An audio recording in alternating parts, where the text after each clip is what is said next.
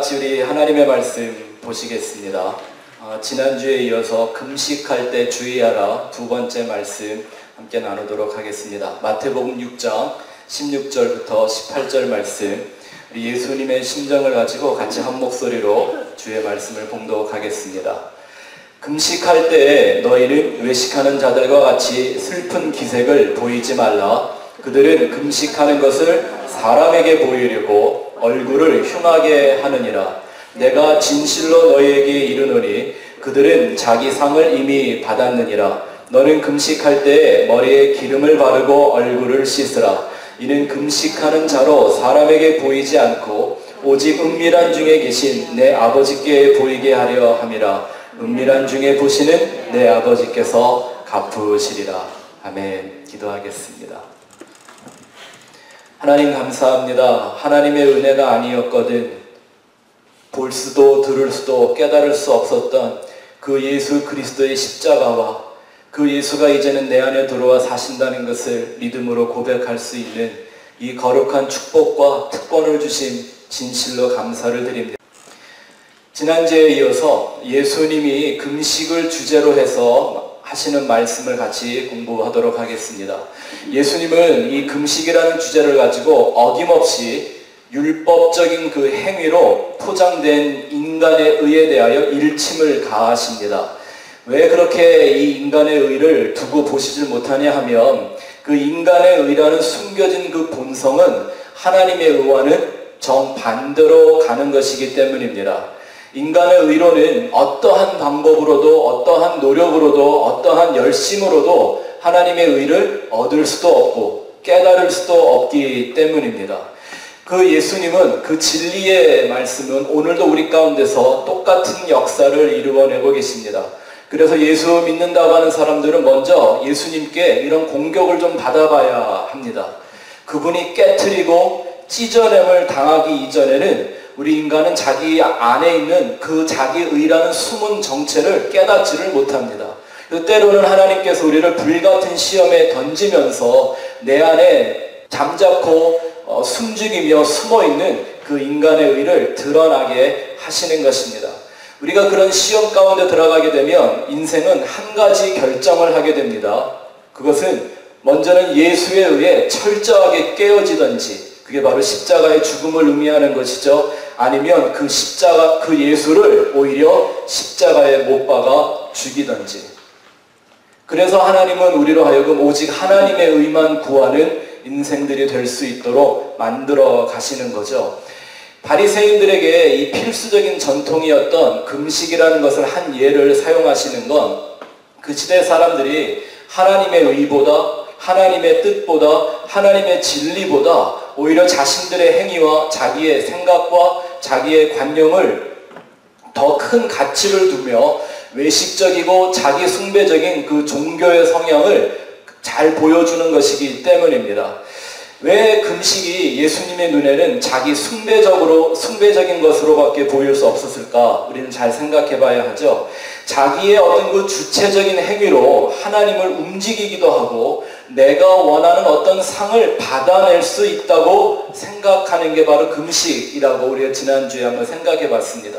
만약에 내가 밥그릇 몇 개를 굶어서 하나님을 움직일 수가 있다면 과연 누가 진짜 신입니까?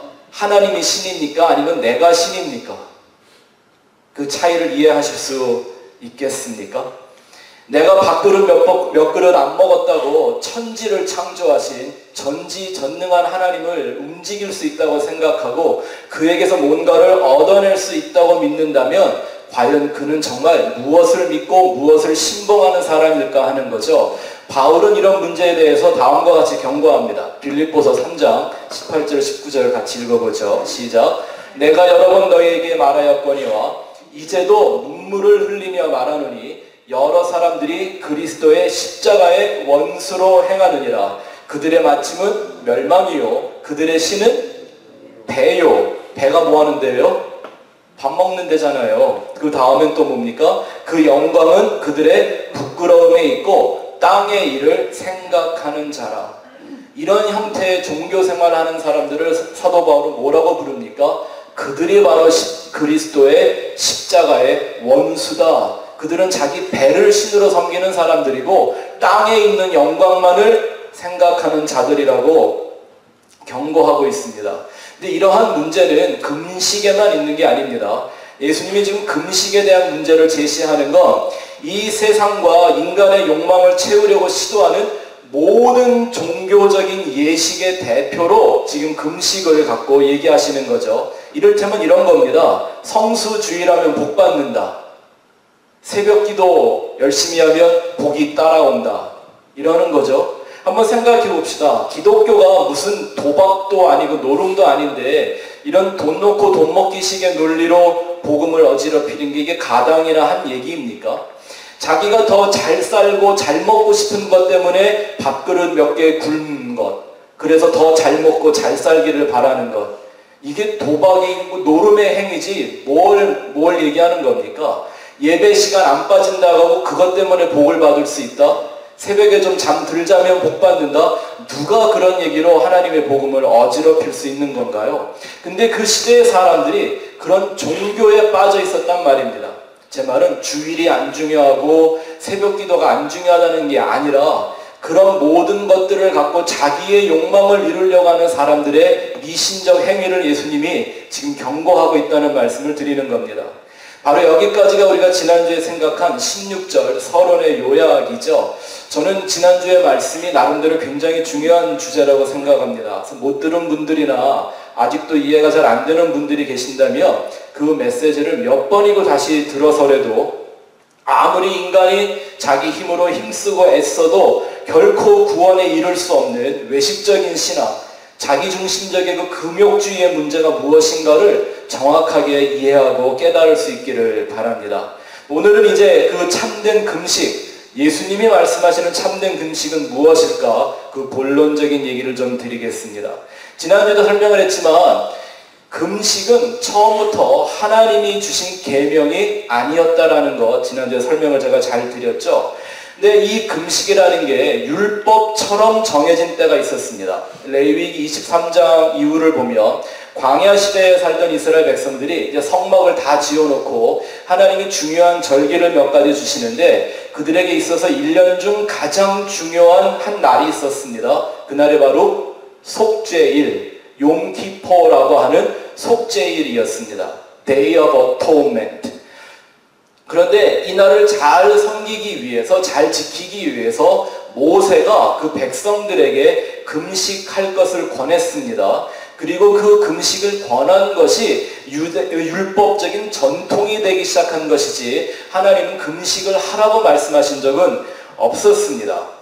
자, 그 말씀을 주님이 어떻게 하셨는가 한번 살펴보죠. 레위기 23장 27절 29절에 이 속죄절에 대한 얘기가 잘 나오는데 한번 읽어봅시다. 시작. 일곱째 달 열흘날은 속죄일이니 너희는 성회를 열고 스스로 괴롭게 하여 여호와께 화제를 드리고 이날에는 어떤 일도 하지 말 것을 너희를 위하여 너희 하나님 여호와 앞에 속죄할 속죄일이 됨이니라. 이날에 스스로 괴롭게 하지 아니하는 자는 그 백성 중에서 끊어질 것이라. 여기 무슨 얘기가 나와요? 스스로 뭐 해라? 너 자신을 괴롭게 하라. 이런 말은 있지만 금식하라는 말은 없습니다. 어떤 일도 하지 말고 너 자신을 스스로 괴롭게 하라를 순종하기 위해서 금식을 권했을 그런 선포했을 가능성이 좀 큰 거죠. 여기서 너 자신을 스스로 괴롭게 하라라는 말의 히브리어가 아나입니다. 아나. 한번 따라해 보실래요? 아나. 아나 이런 말하고 좀 비슷하죠. 톤이. 이렇게 기억을 하시면 이 뜻이 무슨 말인지 알 거예요. 왜 하나님이 속죄일을 하라고 지키라고 하셨는지 아나 이렇게 연관을 좀 해서 생각을 해보시면 아마 여러분들이 조금이라도 오래 기억할 수 있지 않을까 생각합니다. 이 아나라는 히브리 말의 뜻이 뭐냐면요, 강제적으로도 머리를 숙이게 만들고 절하게 만들어서 겸손할 수 있도록 괴롭히라는 말의 뜻이 이 말 속에 담겨 있는 것입니다. 그러니까 스스로 괴롭게 하라는 말을 직역을 하면 이런 말이에요. 너의 혼이 겸손에 이를 수 있도록 너 자신을 괴롭혀라 라는 말입니다. 그래서 영어 성경에는 괴롭게 하라고 번역을 하지 않고 humble your souls, 너의 혼을 겸손하게 하라로 번역을 해놨습니다. 그러니까 잘 보시면 여기에 나와 있는 괴로움도 육의 괴로움이 목적이 아닌 것이죠. 뭘 괴롭게 하라고요? 너의 혼을, 너의 자아를 좀 괴롭혀라, 금식할 수 있게. 근데 우리가 생각하는 금식, 밥 안 먹는 금식은 뭘 괴롭히는 거예요? 육을 괴롭히는 거잖아요. 근데 이 금식을 하면 혼이 괴롭나요?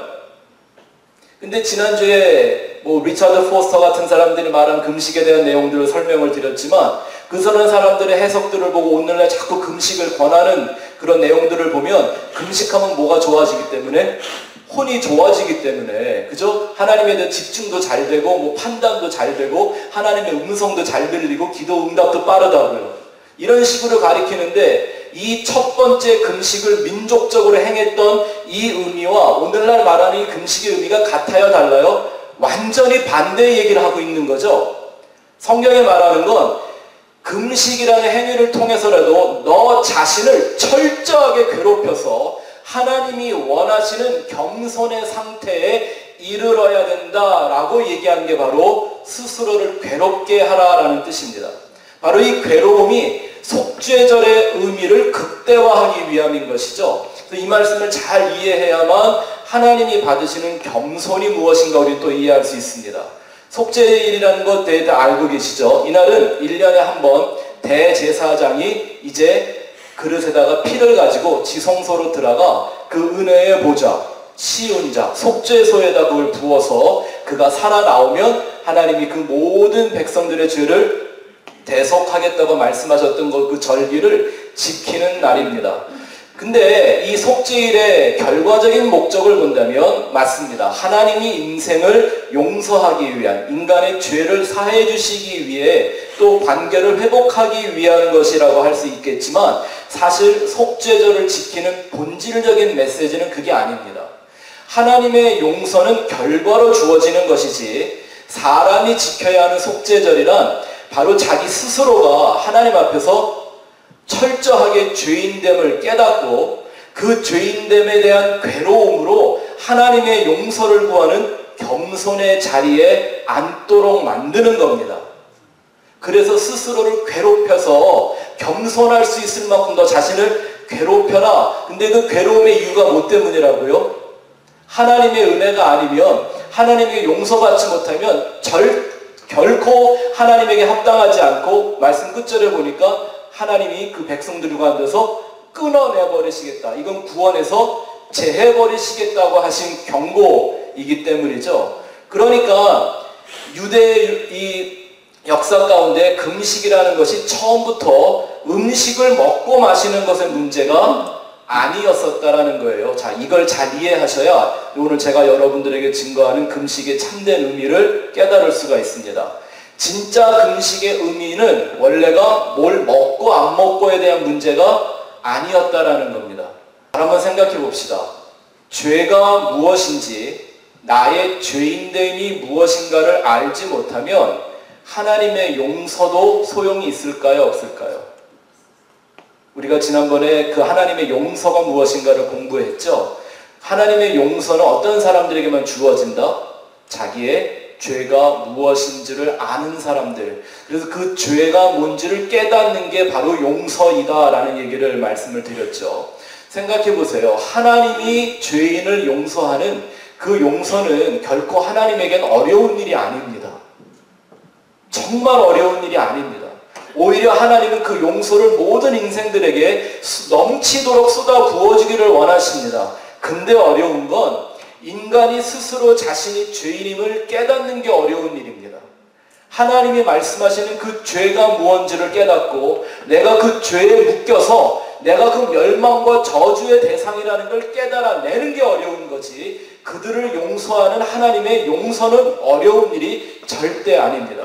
그래서 하나님이 그 인생들로 하여금 그 죄가 무엇인지를 깨닫고 괴로움을 좀 경험하게 하시기 위하여 속죄일을 준비하기 위해 규례를 하나 주셨는데, 그게 뭐냐면 약 10일 전부터 10일 전부터 지난 한 해 동안 자기가 했던 모든 실수와 허물과 이런 것들을 스스로 인정하고 그 문제들을 해결한 후에 속죄일을 지키도록 하게 만들어 놓으신 겁니다.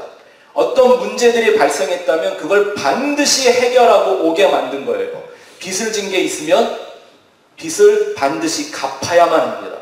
누구에겐가 피해나 손해를 끼쳤으면 반드시 그에 해당하는 변상을 해야 했었습니다.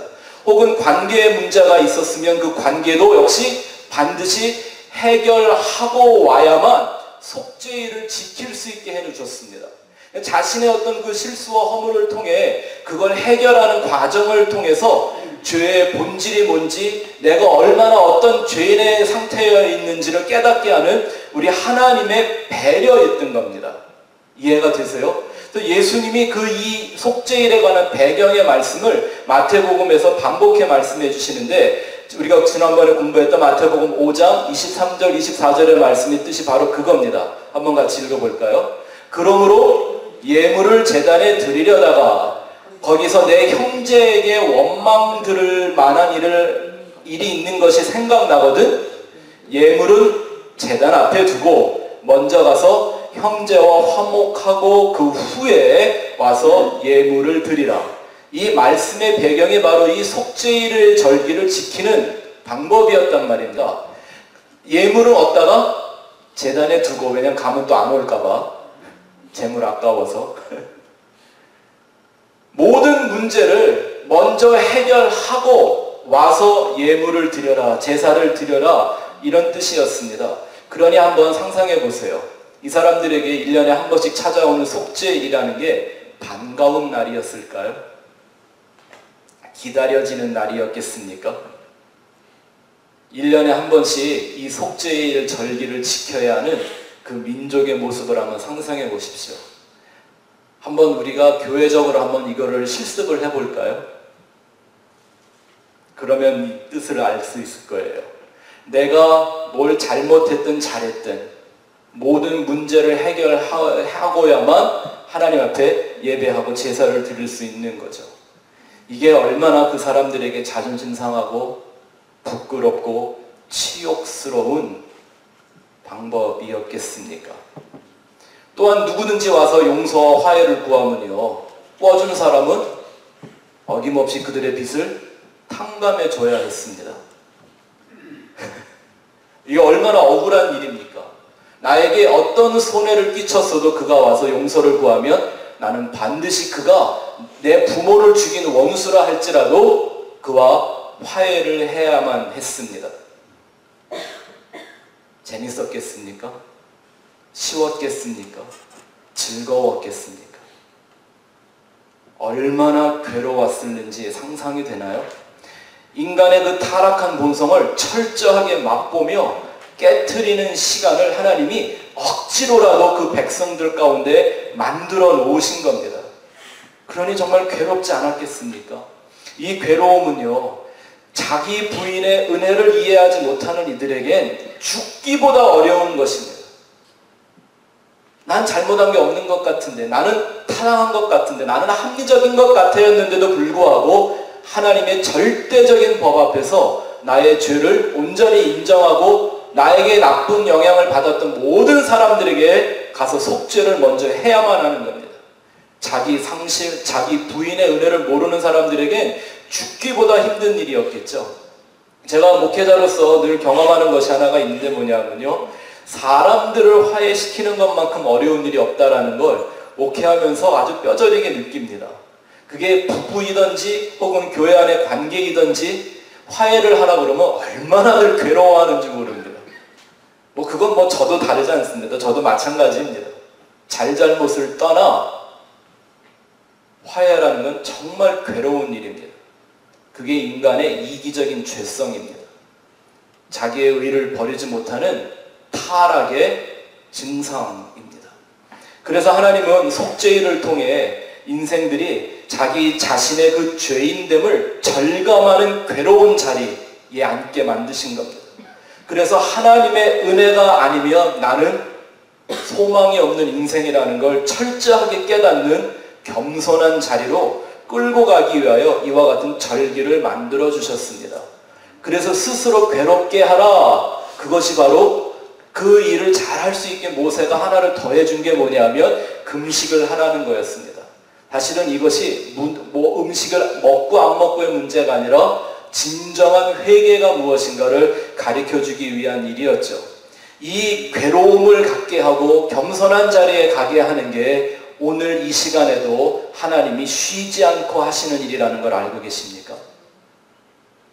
그 괴로움과 겸손이 없으면 하나님이 그들을 그 백성들 가운데서 반드시 끊어버리겠다고 선언하셨습니다.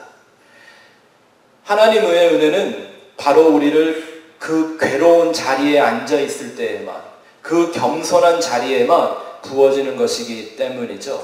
그것이 하나님의 본뜻이었음을 이사야 선지자에게 말씀하시는데, 그것을 하나님이 기뻐하시는 금식이라고 설명을 다 해주십니다. 우리가 지난주에 읽었던 이사야 말씀이죠. 한번 이사야서 58장 3절부터 7절을 다시 한번 읽어볼까요?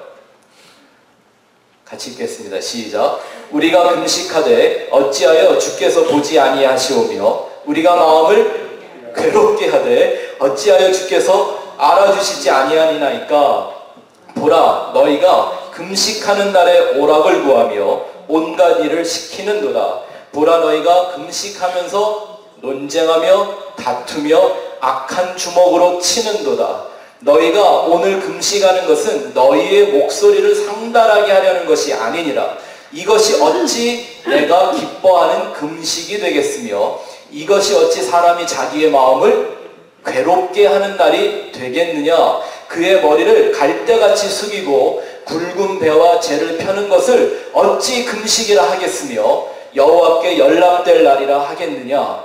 내가 기뻐하는 금식은 흉악의 결박을 풀어주며 멍에의 줄을 끌어주며 압제당하는 자를 자유하게 하며 모든 멍에를 꺾는 것이 아니겠느냐. 또 줄인 자에게 내 양식을 나누어 주며 유리하는 빈민을 집에 들이며 헐벗은 자를 보면 입히며 또 내 고륙을 피하여 스스로 숨지 아니하는 것이 아니겠느냐.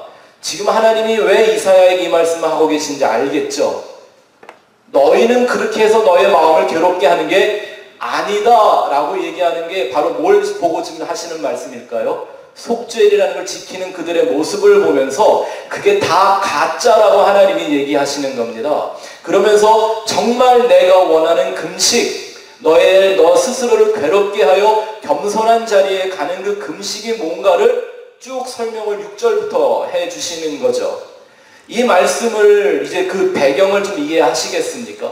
하나님의 기뻐하시는 금식이 음식을 먹고 안 먹고의 문제가 아니었다는 거예요. 근데 더 놀라운 것은 예수님은 지금 이 하나님이 기뻐하시는 금식이라는 말씀을 가지고 당신이 이 세상에 오신 목적과 이유를 설명하십니다. 누가복음 4장 18절 19절을 읽어보죠. 같이 읽겠습니다. 시작. 주의 성령이 내게 임하셨으니 이는 가난한 자에게 복음을 전하게 하시려고 내게 기름을 부으시고 나를 보내사 포로던 자에게 자유를, 눈먼 자에게 다시 보게 함을, 눌린 자를 자유롭게 하고 주의 은혜의 해를 전파하게 하려 하심이라 하였더라. 지금 이 말씀의 내용이 뭐하고 똑같아요? 하나님이 기뻐하시는 금식이 이런 거다라고 한 내용하고 똑같지 않습니까?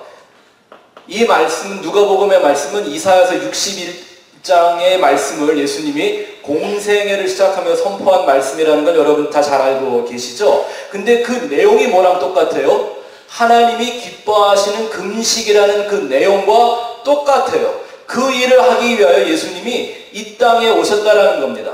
완전한 희생제물이신 예수가 우리의 속죄일의 규례를 온전히 이루어 주기를 위하여 이 땅에 오셨다라고 말씀을 하시는 건데, 이 말씀을 금식이라는 단어를 넣어서 바꾸어 보면 이렇게 우리가 말할 수 있겠죠. 예수님은 하나님이 기뻐하시는 금식을 하기 위해 세상에 오셨다는 겁니다.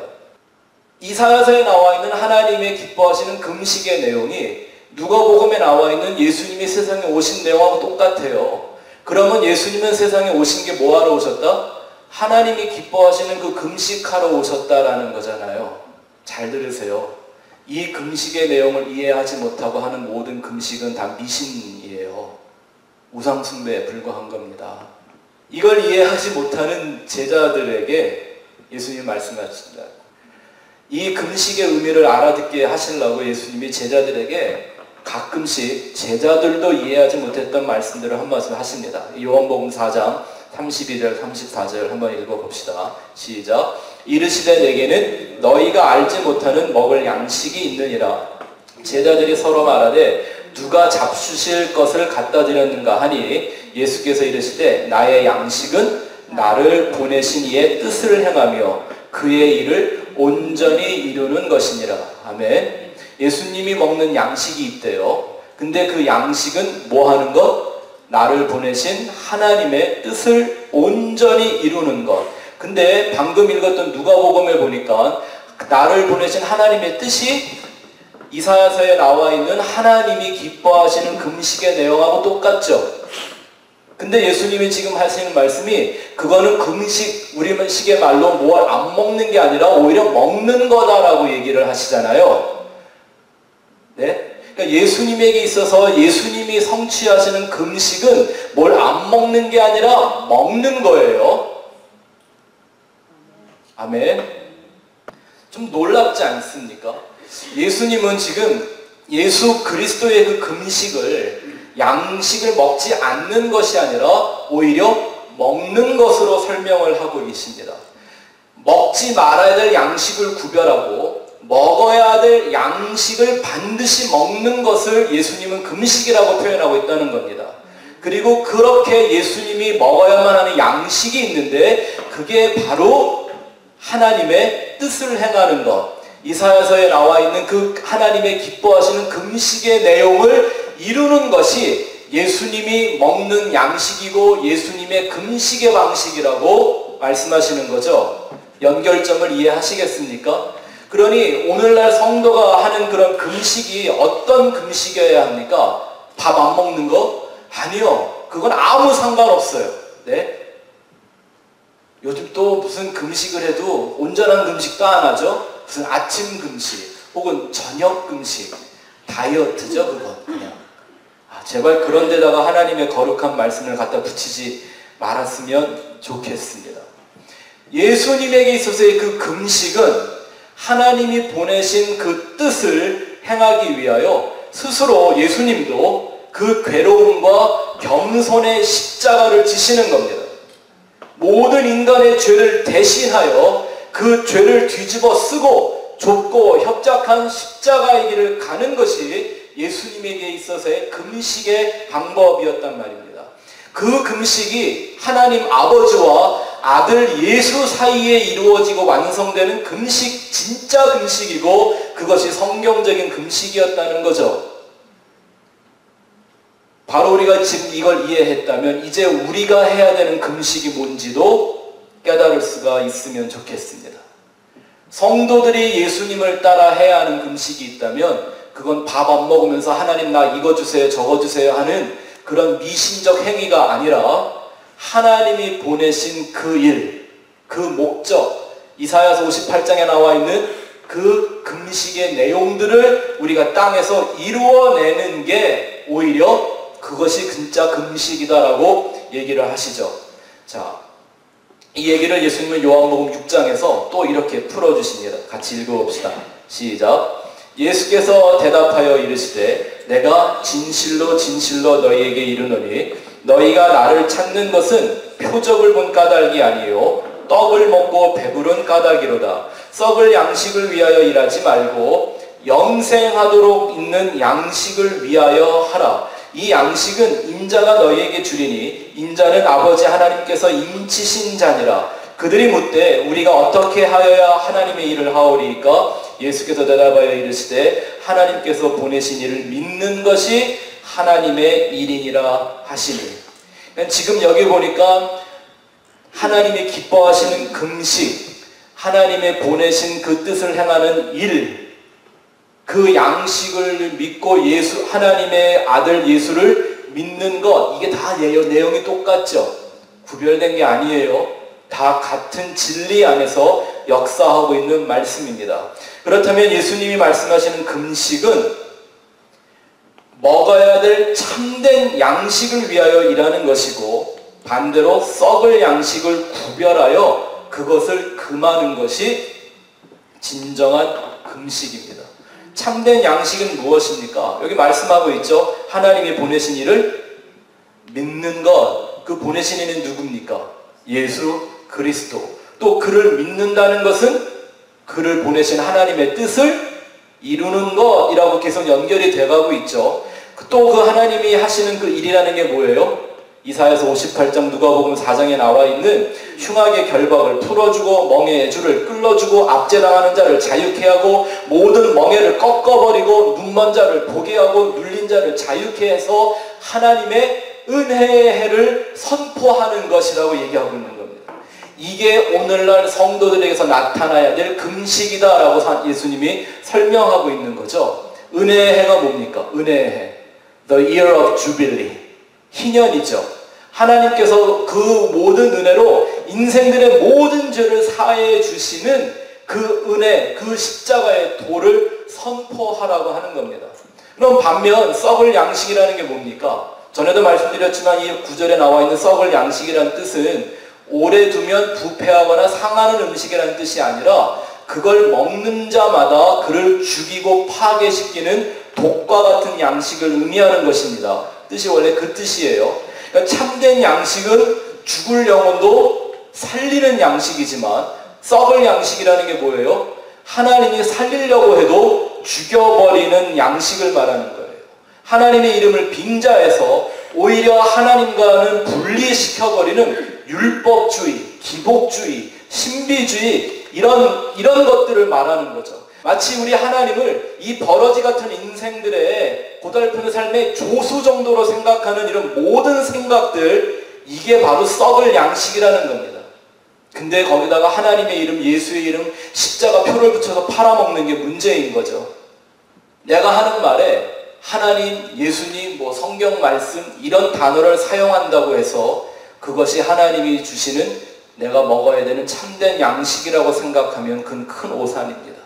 그래서 이 금식의 말씀이 주기도문 한가운데 위치하고 있는 오늘날 우리에게 일용할 양식을 주시옵고라는 말씀을 대한 설명을 해주는 말이라고 제가 지난주 첫 시간에 말씀을 드렸던 겁니다. 그 일용할 양식은 뭐다?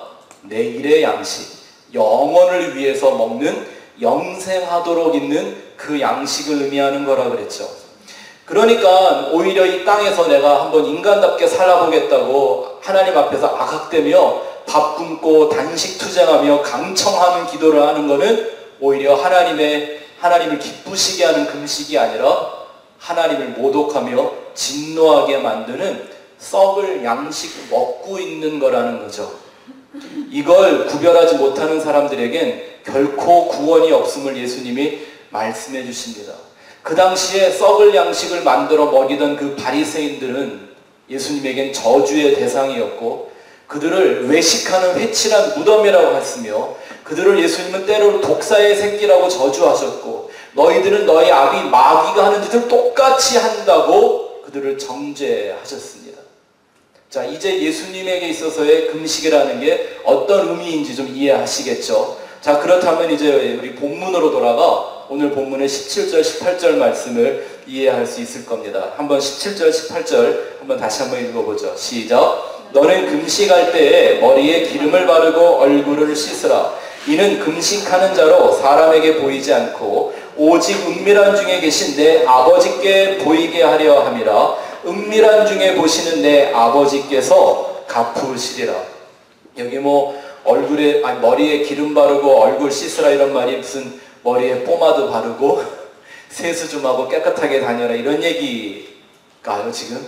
벌써 예수님의 말하는 금식은 이미 육적이거나 물질적인 금식이 아니었죠. 이해하시죠? 이게 영적인 거라면 지금 이 말에 있는 영적인 의미들을 발견해야 합니다.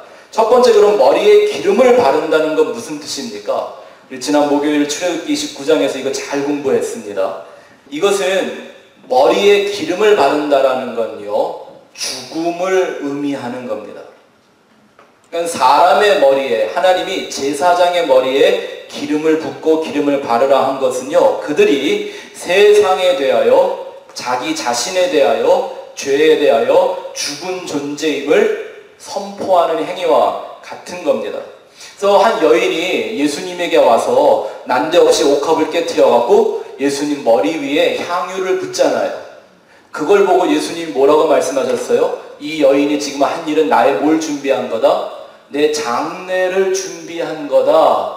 이걸 좀 더 엄밀하게 좀 쉽게 말을 하면 이런 거죠. 나 죽으라고 부은 거다. 이거란 말입니다. 네? 예수님이 태어났을 때 동방박사들이 갖다 준 예물 중에 뭐가 있었어요? 모략. 모략은 뭐 하는 거예요?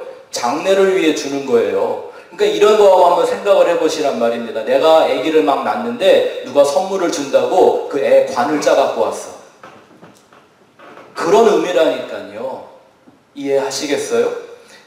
머리에 하나님이 기름을 바르라고 말씀하신 건 너희는 이제 세상에서는 죽은 목숨이고 내 안에서만 살아날 수 있는 존재라는 걸 확증시켜주기 위해 기름을 바르는 겁니다. 여러분들 잘 아시는 것처럼 기름은 뭘 의미하죠?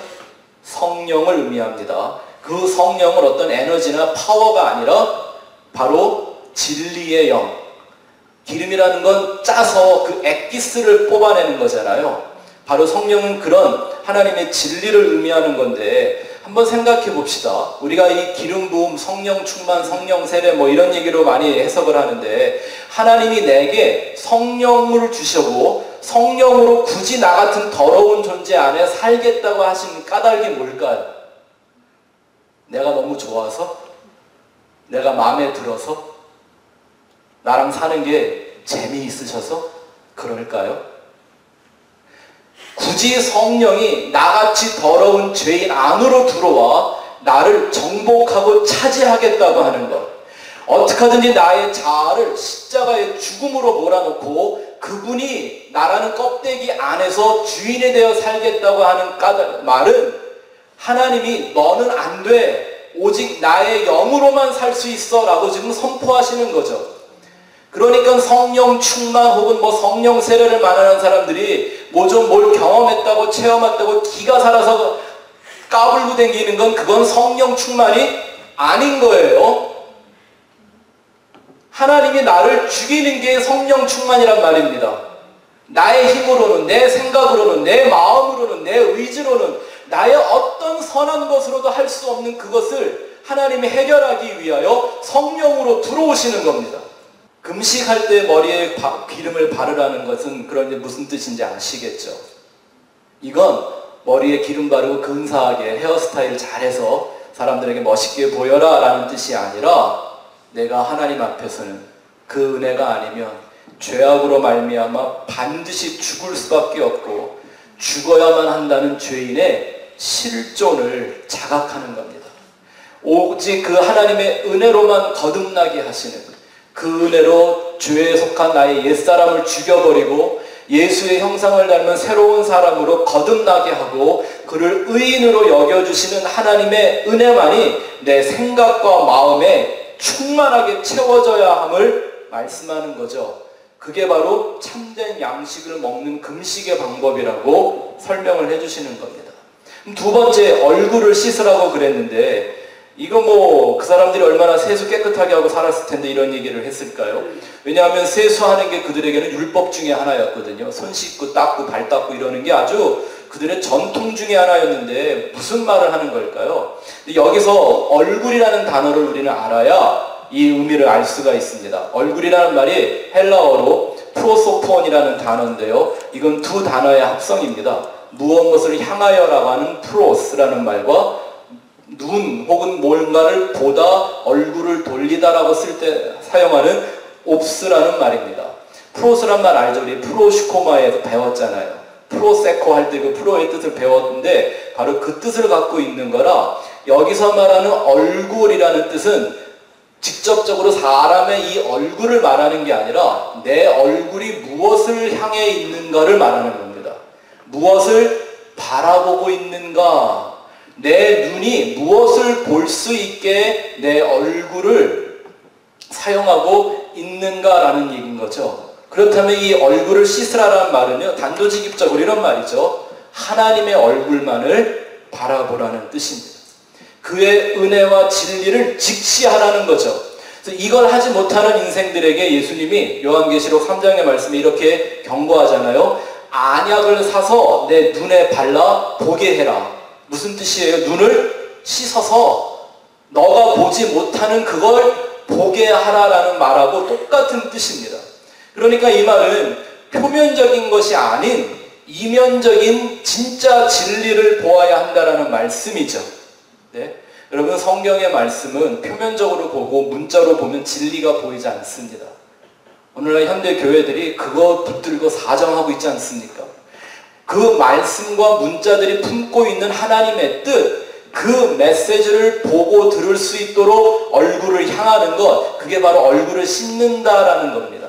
우리가 잘 알고 있잖아요. 믿음은 보이는 것을 보는 거나 내가 보고 싶은 걸 보는 게 믿음이 아니래요. 믿음은 뭐라고요? 보이지 않는 것을 실상으로 보는 게 믿음이라고 합니다. 그 믿음 갖는 걸 얼굴을 씻는다라고 얘기하는 거죠. 또 이런 말이 있습니다. 씻는다라는 이 말의 뜻은요, 예수님이 제자들의 발을 씻는다 혹은 죄를 씻는다라고 사용할 때 사용하는 이 말인데요, 단순히 이렇게 깨끗하게 하기 위해 씻는다라는 말이 아니라 그 더러운 걸 걷어낸다라는 뜻입니다. 바로 나의 눈을 가리고 있는 그 죄의 문제들을 걷어내라는 겁니다. 이게 뭐와 지금 비일에 대해서 드리는 말씀이냐면, 너희는 금식할 때 사람에게 보이려고 뭐 한다고요? 얼굴을 흉하게 하고 다닌다라는 거예요. 뭐 그 사람들이 금식한다고 뭐 얼굴을 이상하게 괴물단지같이 하고 다녔겠어요?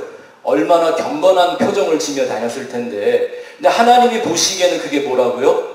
흉해 보인다라는 거예요. 흉해 보인다. 금식하는 티 내며 자기 의를 드러내기 위하여 외식하는 표면적이며 가식적인 행위들을 걷어내 버려라. 이게 얼굴을 씻으라는 말이죠. 만약에 그 얼굴을 씻어내지 않은, 그 가식과 외식을 걷어내지 않은 얼굴을 하나님은 창녀의 얼굴이라고 하셨습니다. 그리고 그 창녀의 얼굴은 신부의 얼굴과 반대 개념이죠. 그 창녀의 얼굴을 가진 사람들은 결코 그 얼굴을 걷어내기 전에, 씻어내버리기 전에는 어린 양의 혼인잔치에 참가할 수 없음을 요한계시록이 아주 정확하게 우리에게 말씀해주고 있죠. 이게 바로 머리에 기름을 바르고 얼굴을 씻으라고 하는 말씀의 본질적 의미입니다. 결론은 이런 말씀을 하시죠. 은밀하게 보시는 그 하나님만을 바라보라고 얘기하십니다. 이게 6장에 계속 나오는 구절입니다. 은밀한 중에 은밀한 중에. 그 뜻이 무엇인가? 전에도 우리 한번 공부한 적이 있지만 이건 하나님이 몰래 숨어서 보신다 이런 얘기 아니죠. 뭐 금식할 때 남들 모르게 하라 이런 얘기 아니라고 했습니다. 좀 더 자세하게 알고 싶으시면 굳이 할 때 주의하라라는 말씀, 뭐 유튜브에 가서 여러분들 다시 한번 들어보시면 자세하게 볼 수 있을 겁니다. 우리 그때 이런 거 공부한 적 있죠. 오른손이 하는 일을 왼손이 모르게 하라. 이건 손 얘기가 하는 게 아니라 오른쪽, 왼쪽 이런 얘기죠. 성경이 오른쪽과 왼쪽의 의미를 가르쳐줬는데 전도서 10장 2절 말씀 한번 볼까요? 시작. 지혜자의 마음은 오른쪽에 있고 우매자의 마음은 왼쪽에 있느니라. 지금 예수님이 오른쪽 왼쪽을 구별하는 건 바로 이 얘기지 오른손 왼손 얘기를 하는 게 아닙니다. 나중에 여러분 더 자세하게 한번 그 말씀을 다시 들어보시기를 바라고요.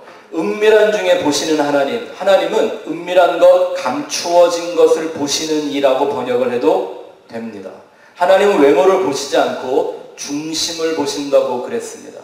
그 인생 안에 한 사람 속에 중심에 감추고 있는 것이 무엇인가를 그걸 보시는 분이라고 하는 거죠. 그러니까 하나님이 보시는 금식은 내 위장에, 내 밥통에 밥이 들어가나 안 들어가나를 보시는 게 아니라 내 마음의 중심에 무엇이 들어가고 있는가를 보시는 겁니다. 내가 나를 무엇으로 채우고 있는가를 보고 있는 거죠. 배고픔을 얼마나 잘 견디나를 보시는 게 아니라 내가 정말 먹고 싶어하는 양식이 무엇인가를 확인하시는 게 바로 하나님이 우리를 은밀한 중에 보신다라는 말씀의 뜻입니다.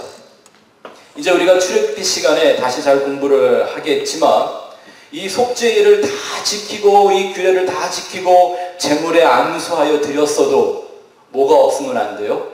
대제사장이 자기 옷 에봇에다가 금방울 달고 지성소에 들어가서 그 방울 소리를 계속 내기 전에는 절대 그들에게 죄사함이 없다고 얘기하셨습니다. 반드시 신을 벗고 그 안으로 들어가야 한다고 했죠. 뭘 가르쳐 주시는 겁니까? 인간은 자기 행위로 결코 거룩해지거나 의로움을 얻을 수 없으며 그것을 깨달아 진정 마음의 괴로움과 겸손을 가진 것, 한마디로 이걸 상한 심령이라고 말하죠. 하나님의 은혜만을 사모하게 되는 그 한 죄인의 중심, 그 은혜만을 갈망하는 한 사람의 목마름, 이걸 설명하는 십자가 복음의 반증인 것입니다. 예수님은 금식하지 말라고 안 하셨습니다. 금식하라고 했습니다. 하나님이 기뻐하는 금식, 그 참된 금식, 뭘 안 먹고 참고 견디는 이것이 아니라 오히려 썩을 양식이 무엇인가를 구별해 내어 버리고 참된 양식을 먹는 금식을 해야 한다고 그랬습니다. 그리고 그 금식은 바로 또 다른 이에게 하나님의 뜻, 하나님이 기뻐하시는 금식의 내용을 전해주는 것이라고 얘기했습니다. 저는 이 교회에 이 금식이 있기를 소원합니다. 저와 여러분들이 예수님과 같이 금식하는 사람들이기를 간절히 소원합니다.